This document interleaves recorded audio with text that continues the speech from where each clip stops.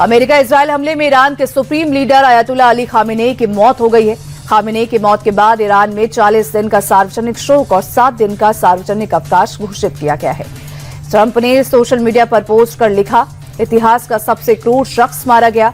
Khamenei की बेटी, दामाद और पोती की भी हमले में मौत हो गई है। खामेनेई की मौत से जुड़ा बड़ा खुलासा हुआ है। अमेरिकी मीडिया के मुताबिक इजरायली फाइटर जेट ने तेहरान में खामेनेई के कंपाउंड पर 30 बंकर बस्टर बम गिराए थे। जिस वक्त खामेनेई के घर पर बमबारी हुई थी, उस वक्त खामेनेई अपने दफ्तर में हाई लेवल मीटिंग कर रहे थे। मीटिंग में ईरान के रक्षा मंत्री, IRGC कमांडर, खामेनेई के सलाहकार समेत ईरान के टॉप लीडरशिप शामिल थे। इजराइल और अमेरिका को इस मीटिंग का सटीक इनपुट मिला था। इजराइल ने रात होने का इंतजार नहीं किया और खामेनेई के घर पर ताबड़तोड़ एयर स्ट्राइक कर दी। ईरान के सुप्रीम लीडर खामेनेई की मौत के बाद IRGC ने जल्द ही नए नेता के नाम का भी ऐलान करने का दावा किया है। सूत्रों के मुताबिक खामेनेई का दूसरे नंबर का बेटा मुज्तबा ईरान का नया सुप्रीम लीडर बन सकता है। मुज्तबा ईरान की सत्ता में खामेनेई के बाद नंबर 2 की हैसियत रखते हैं। और आपको बता दें कि खामेनेई ने साल 2024 में अपने बेटे मुज्तबा को उत्तराधिकारी बनाया था। रिपोर्ट्स के मुताबिक ईरान के एक्सपर्ट असेंबली ने 26 सितंबर 2024 को ही नए सुप्रीम लीडर का चुनाव कर लिया था।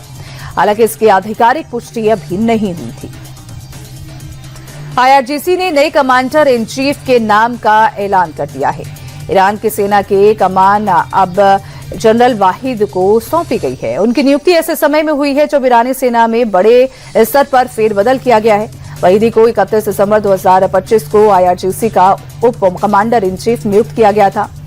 इससे पहले वहीदी ईरान के गृह मंत्री और कुड्स फोर्स के कमांडर भी रह चुके हैं। ईरान के सैन्य ठिकानों पर इजरायली एयरफोर्स के ताबड़तोड़ हमले जारी हैं। इजरायल ने दावा किया है कि हमले में ईरानी डिफेंस लीडरशिप के 7 सीनियर अधिकारी मारे गए हैं। इजरायली एयरफोर्स ने मारे गए ईरानी अधिकारियों की तस्वीर भी शेयर की है। तो वहीं अलग अलग जगहों पर हुए हमलों में अब तक 40 वरिष्ठ ईरानी अधिकारियों के मारे जाने की खबर है। ईरान पर हमले को लेकर इजरायली सेना का बड़ा दावा है। IDF ने कहा कि वेस्टर्न और सेंट्रल ईरान में 30 से ज्यादा टारगेट पर हमले किए गए हैं। इसके अलावा ईरान के एरियल डिफेंस सिस्टम और मिसाइल लॉन्चर्स पर भी हमला किया गया है। IDF ने आगे कहा है कि ईरान का मिलिट्री कमांड सेंटर भी हमारे निशाने पर है। ईरान की सैन्य क्षमता के खात्मे तक हम हमले जारी रखेंगे। खामेनेई की मौत के बाद अमेरिकी रक्षा मंत्री पेट हेग्सेथ ने बड़ा दावा किया है। हेग्सेथ ने ईरानी नौसेना को खत्म करने का ऐलान किया है।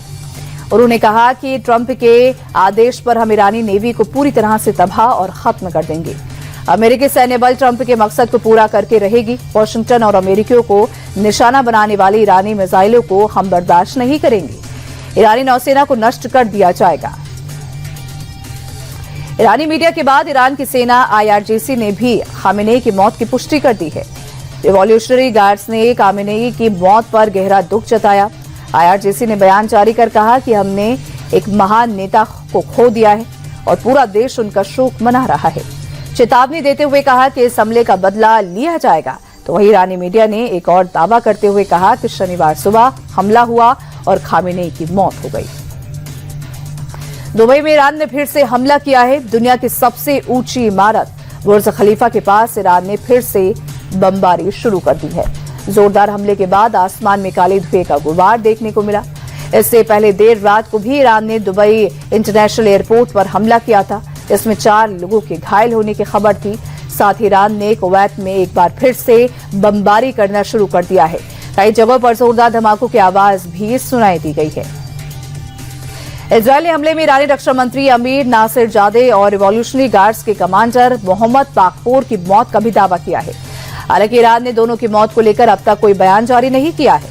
इजरायली सेना ने अपने लड़ाकू विमान के उड़ान भरने का भी वीडियो जारी किया, जिसमें अपने लक्ष्य पर हमला करने के लिए इजरायली एयरपोर्ट से उड़ान भरी। मिडिल ईस्ट में जंग भीषण होती जा रही है। ताबड़तोड़ हमले हो रहे हैं।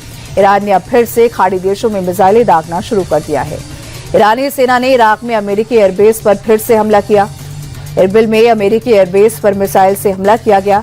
हमले के बाद आसमान में काले धुएं का गुबार उठता दिखाई दिया। एयरपोर्ट पर भी ड्रोन से हमला हुआ है। अमेरिकी राष्ट्रपति ट्रंप हमले के वक्त अपने वॉर रूम में मौजूद रहे। उनके साथ अमेरिका के बड़े आर्मी लीडर्स भी मौजूद थे। ट्रंप ने ईरान पर किए हमले को लेकर बड़ा बयान दिया है। ट्रंप ने कहा कि ईरान को इस हमले के बाद उभरने में कई साल लग जाएंगे।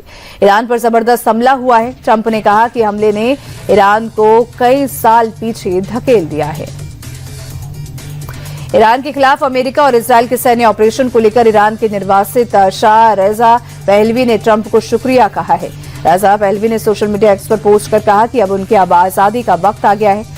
साथ ही उन्होंने ये भी कहा है कि ईरान की बहादुर जनता ने इस आजादी के लिए भारी कीमत चुकाई है। खामेनेई की मौत के बाद कई देशों में जश्न का माहौल है तो कई मातम भी पसरा हुआ है। श्रीनगर में भी कश्मीरी शिया मुस्लिमों ने खामेनेई की मौत पर शोक जताया। ईरान के सुप्रीम लीडर की हत्या के खिलाफ लाल चौक पर प्रदर्शन किया। सैकड़ों की संख्या में लोग सड़कों पर उतरे और विरोध मार्च निकाला। अमेरिका और इजरायल के खिलाफ जमकर नारेबाजी की। प्रदर्शन में बच्चे और महिलाएं भी शामिल हुई। तो वहीं इराक के करबला में भी खामेनेई की मौत पर लोगों ने मातम मनाया।